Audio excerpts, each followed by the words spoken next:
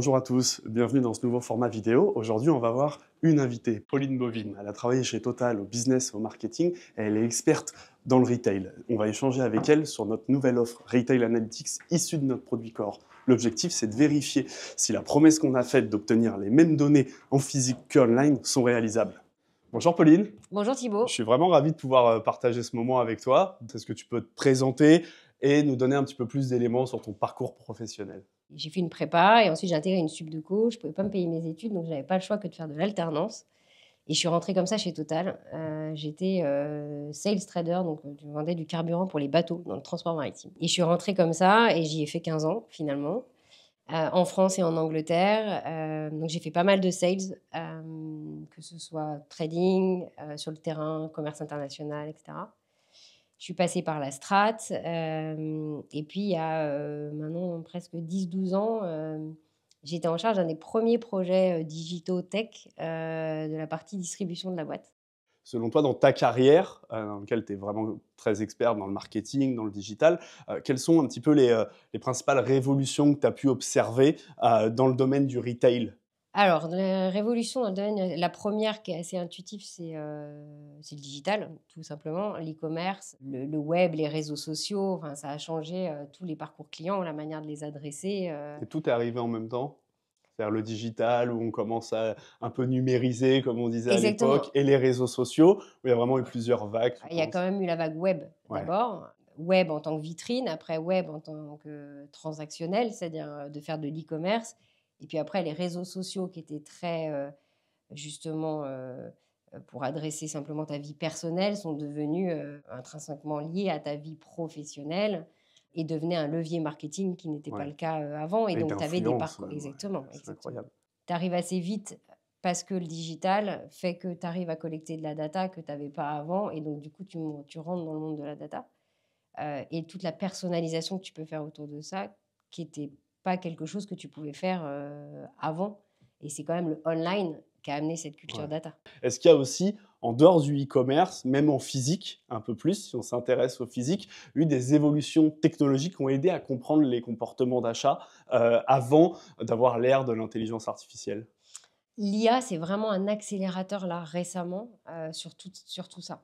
Pour moi, les révolutions en termes tech, elles ont quand même essentiellement été autour du digital et de la data. Et justement sur le offline, à part des technologies de comptage qui servent, hein, mais c'est pas connaître le client, c'est pas la même chose. La station de demain, elle va devenir quoi? Il y a le multi-énergie qui est arrivé, on est passé de pompe à essence à fallait Ah mettre ouais. des bornes de recharge. Tu as plus le même trafic, tu arrives en station, tu dois attendre au moins 20-30 minutes que ta voiture électrique charge, alors qu'avant tu restais 5 minutes et tu repartais. Qu'est-ce que tu Donc fais de comment celui qui reste t'occupes dans le sa client? voiture et tout? Exactement. Ouais. Et puis comment tu l'intègres dans un parcours 360, c'est-à-dire avant qu'il arrive à la station, et là le digital peut avoir un vrai rôle à jouer. Quand il est dans la station, comment je prends soin de lui, et comment je génère le plus possible de revenus, comment j'optimise son temps, l'expérience client qu'il va avoir sur la station, etc.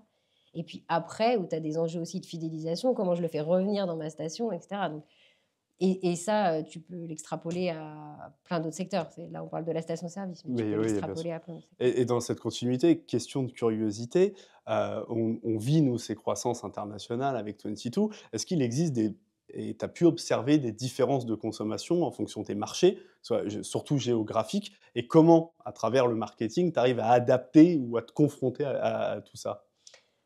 Alors les marchés que je connais le mieux et dont je pourrais le mieux parler, c'est plutôt, si je comparais la France à l'Angleterre pour avoir fait, quelques années C'est là-bas. proche, mais on a des Mais on a consommations des très vraies différences, différentes. exactement. Pour certaines choses, ils sont très européens, et pour d'autres choses, ils se rapprochent beaucoup plus des États-Unis. L'affinité qu'ils peuvent avoir sur, tout ce qui va être promotionnel, par exemple, OK. ou en France, on va être beaucoup plus sur, culturellement sur, l'artisanat, la qualité, et cetera et peut-être moins sensible à la promotion.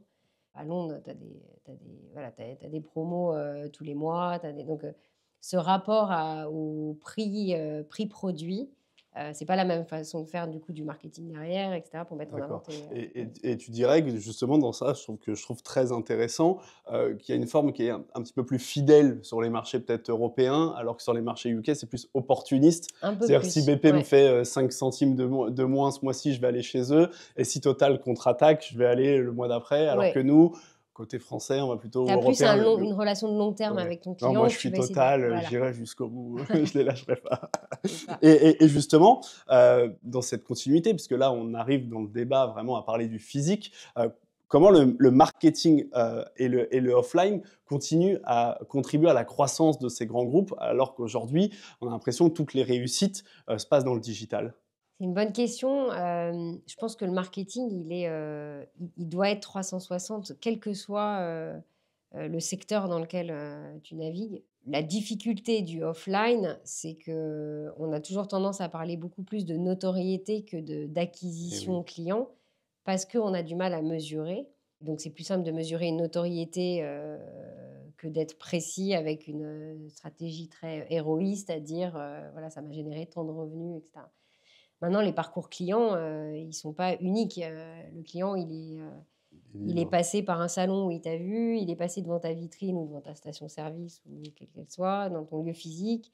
Ensuite, il est venu voir sur ton site, il a été targeté par une bannière web, enfin, et il est passé par tout ça avant de se dire: «Bah, tiens, je vais retourner soit sur le site, soit, dans le magasin pour aller acheter finalement le produit que j'avais repéré il y a peut-être déjà 6 Ouais, mois» ouais. et Est-ce que tu vois la vision par ordinateur comme une simple technologie d'étape ou comme une révolution pour ce secteur?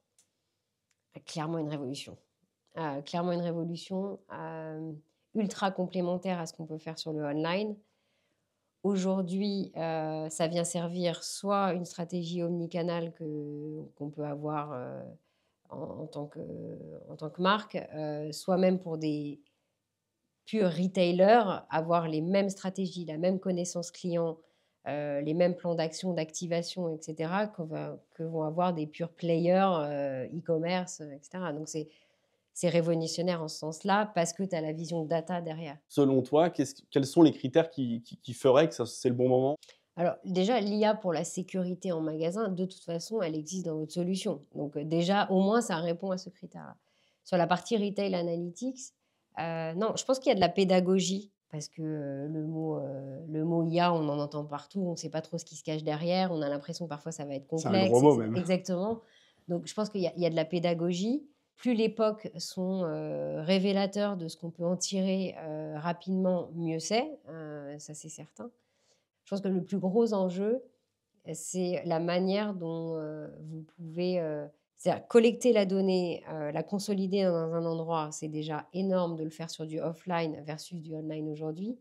Maintenant, la structurer, la rendre activable parce que tu peux mesurer, parce que tu l'as digérée pour que le client, ce soit facile d'aller, générer des plans d'action derrière et de se dire: «Ben, je ne sais pas si c'est pour du marketing, je vais mettre ma PLV différemment, je vais, organiser mes produits Exactement. différemment» et cetera.